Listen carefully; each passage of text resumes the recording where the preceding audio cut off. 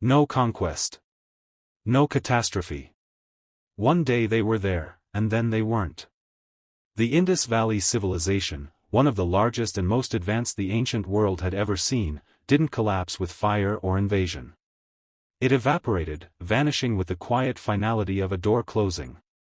Beneath the plains of modern Pakistan and India lie its remains, vast cities, straight streets, and houses with indoor plumbing. What's striking is not what was built, but what wasn't. There are no palaces, no towering statues of kings, no ziggurats proclaiming god rulers. If they had monarchs, they left no monuments. Their writing remains undeciphered, their religion unknown, their end unexplained. Archaeologists find no evidence of mass graves or battles. Just city after city, eerily abandoned. Step into Mohenjo-Daro around 2600 BCE. Streets intersect at right angles, some wide enough for carts. Houses rise 2 stories, every brick uniform, baked with precision. There are courtyards, wells, bathing platforms, even a vast public bath. And yet, no throne room, no boasts of conquest. These cities were more orderly than their Egyptian or Mesopotamian contemporaries, their sewers covered, their homes equipped with private toilets. Rome wouldn't achieve such sanitation for centuries. But who organized it all?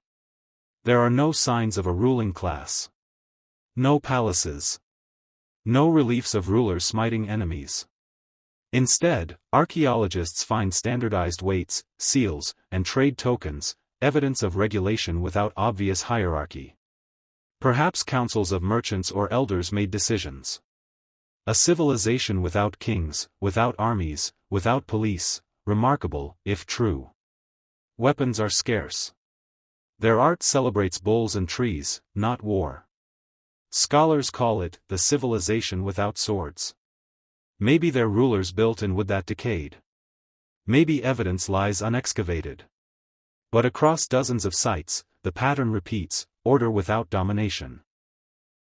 At Kalibangan, fire altars suggest ritual practice, perhaps priests, perhaps early Vedic influence, perhaps something entirely unique. But without texts, the line between religion and governance blurs. The silence is striking. Societies of this scale usually shout their power. The Indus whispered. And yet, they wrote. Thousands of small steatite seals bear animals and neat symbols, too deliberate not to be language. But no one can read them. There is no Rosetta Stone, no long inscription. Just fragments, often 4 or 5 characters long, like cryptic license plates. Scholars debate whether it was a true language or more of an emblem code. Reversed inscriptions suggest rules and syntax, but the meaning is lost. 1,000 years of words erased, leaving only mute marks. Imagine what those seals once said. A shipment of barley? A hymn to a river? Or something unsettling, we are not what you think. The debate remains unresolved. Was their tongue Proto-Dravidian? Indo-Aryan? Something extinct? We can't even guess its grammar. What we do know is their obsession with water. Mohenjo-Daro alone had over 700 wells, reservoirs, drains, and flood platforms. Stepwells at Dhalavira show advanced engineering. But water was both their genius and their vulnerability. Around 1900 BCE, signs of decline appear. Bricks shrink in quality. Construction slows. Wells dry. Paleoclimate studies reveal weakening monsoons and shifting rivers. The Ghaggar Hakra, perhaps the sacred Sarasvati, may have changed course or dwindled. Cities once watered by mighty flows grew parched. At Dhalavira, late architecture shows desperate adaptations, expanded reservoirs, elaborate catchments. They fought the drought, but the sky was no ally. Not all agree climate alone explains the decline. Some cite overfarming, deforestation, or salinization. Others suggest trade collapse played a role. The Indus was not isolated, it traded beads, cotton, and ivory with Mesopotamia, Oman, and Bahrain. Mesopotamian texts mention Meluha, almost certainly the industry. But around 1900 BCE, Mesopotamia itself faltered. Political turmoil disrupted routes.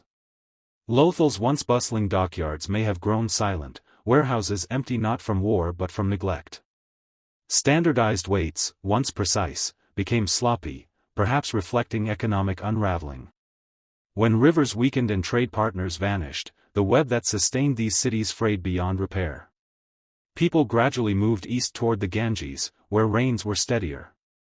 The Indus civilization did not end in fire. It ebbed away, its bricks scavenged, its wells choked with silt, its script unread.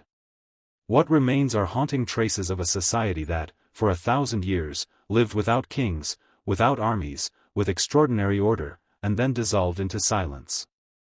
Walk through Mohenjo-Daro today and you'll see rows of empty wells, like open mouths waiting for voices that never return. You might pick up a seal, etched with a bowl and unreadable marks, and feel the faintest echo of someone long ago trying to say something. We cannot know what. But perhaps that's the point. The Indus people remind us that even the most advanced societies can vanish without leaving answers, only questions.